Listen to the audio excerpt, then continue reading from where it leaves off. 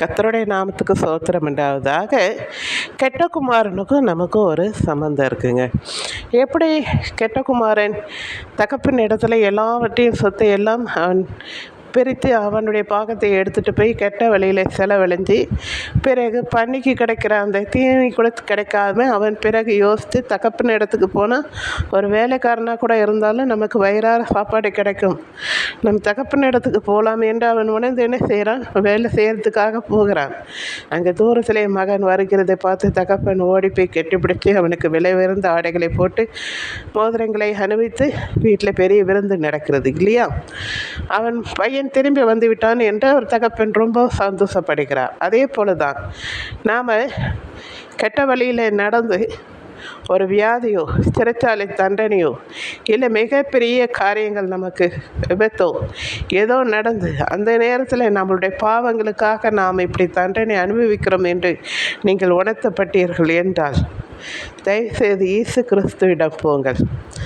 நீங்கள் உண்மையாகவே உங்கள் பாவங்களுக்காக உணர்ந்து நீங்கள் அழுகிறீர்கள் என்றால் நீங்கள் இருந்த இடத்துல முழங்கால் படியிட்டு, இயேசுவே என்னை மன்னிங்கள், இயேசுவே என்னை மன்னிங்கள், இயேசுவே என் உள்ளத்திலே வாங்க என்று சொல்லி ஆண்டவரை நோக்கி கூப்பிடுங்கள்.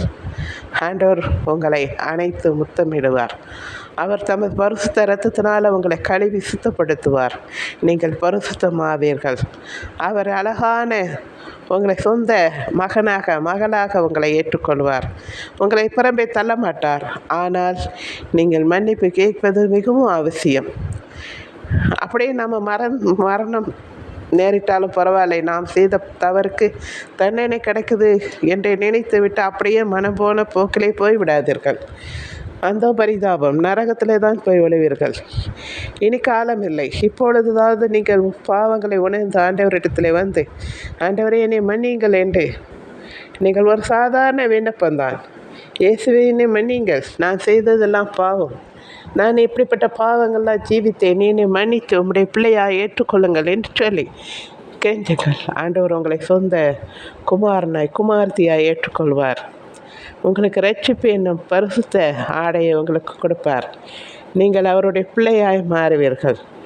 எப்படி அங்கே ஒரு தகப்பன் பெரிய விருந்து ஆயத்தப்படுத்தி மிகவும் சந்தோஷப்படுகிறாரோ, அதே போல் ஒரு பாவை மனம் திரும்பும் போது பரலோகமே மிகுந்த சந்தோஷமாக இருக்குமா. தேவதூதர்களாக உங்களை யார் பிரித்து கைத்தட்டி வரவேற்பார்கள். அப்படி ஒரு சந்தோஷம் காணப்படுங்க. அதனால் உங்கள் பாவங்களை இன்றை நீங்கள் உணர்ந்தீர்கள் என்றால் நீங்கள் ஒன்றும் எங்கேயும் போக வேண்டாம். நீங்கள் முழங்காற்படியிட்டு, அன்புள்ள இயேசு சுவாமி, இந்த பாவியாக என் மேல் கிருபையாயிரும், இந்த பாவியாக என்னை மன்னிங்க, இந்த பாவியாக என்னை விடுவித்து காத்து கொள்ளுங்கள், இந்த பாவத்திலேருந்து ஒரு விடுதலை எனக்கு தாங்க, என்னை பரிசுத்தமான வழியில் என்னை கரம் பிடித்து உம்முடைய பரிசுத்த கரத்தை நான் ஆண்டவரை கத்தாவை என் கையில் பிடித்து என்னை வழி நடத்துங்க, நான் நடக்க தெரியாத பாவியாக இருக்கிறேன், என்னை வழி நடத்துங்க என்று உங்களை நீங்கள் ஒப்பு கொடுங்கள். உங்கள் ஆவி ஆத்மா சரீரத்தை ஒப்பு கொடுங்கள். ஆண்டவரை நீங்கள் என்னை முழுசாக மாற்றுங்க. நீர் என் உள்ளத்திலே வாங்க, பரிசுத்த ஆவியானவரை நீங்கள் என்னை உள்ளத்திலே வந்து என்னை பரிசுத்தப்படுத்துங்கள் என்று சொல்லுங்கள். ஆண்டவர் உங்களை பரிசுத்தப்படுத்துவார். உங்களை நித்திய ராஜ்யத்துக்கு நீங்கள் எப்படி நடக்கணுமோ அந்த பூமியில் உங்களை வழி நடத்துவார். உங்களோடு மெல்லிசான வார்த்தைகளை கொண்டு பேசுவார். நீங்கள் கலங்காதீர்கள். இன்று நீங்கள் பாவத்துக்காக கலங்கிறீர்களா? தயவுசெய்து ஆண்டவர்கிட்ட மாத்திரம் நீங்கள் முழங்கால் படிக்கிட்டு செவிங்க. ஆண்டவரே என்னை மன்னிங்க என்று சொல்லுங்கள். இயேசு மன்னிக்க வல்லவராக இருக்கிறார். யாராக இருந்தாலும், அது முஸ்லீமோ கிறிஸ்டினோ யாரோ எந்த ஜாதியோ எல்லாரையும் அவர் உலகத்தின் பாவத்தை சுமக்கிற தேவ ஆட்டுக்குட்டியானவர். எல்லாருடைய பாவங்களுக்காக தான் அவர் சிலுவையை சுமந்தார். அதனால் யாராக இருந்தாலும், ஏழையா பணக்காரா யாராக இருந்தாலும் அவர் உங்களை மன்னித்து விடுவிக்க வல்லவராக இருக்கிறார். அதனால் நீங்கள் மன்னிப்பு கேட்டு ஆண்டவர்கிட்ட வாங்க. மிகுந்த மிகுந்த மிகுந்த சமாதானத்தையும் ஒரு சந்தோஷத்தையும் ஆண்டவர் இந்த நாளில் நீங்கள் பெற்றுக்கொள்ளப் போகிறீர்கள். உங்கள் திருப்தியாக இருப்பீர்கள். எந்த இடத்துல இருந்தாலும் ஒரு சமாதானத்தோடு இருப்பீர்கள். உங்களுடைய பாவங்களை எல்லாம் நீங்கள் அறிக்கை செய்து அதை விட்டுவிடும் போது மிகுந்த தேவ சமாதானம் உங்கள் உள்ளத்திலே ஆட்கொள்ளும். நீங்கள் சமாதானமாக என்றென்றும் சந்தோஷமாக இருப்பீர்கள். நன்றி. தேங்க்யூ.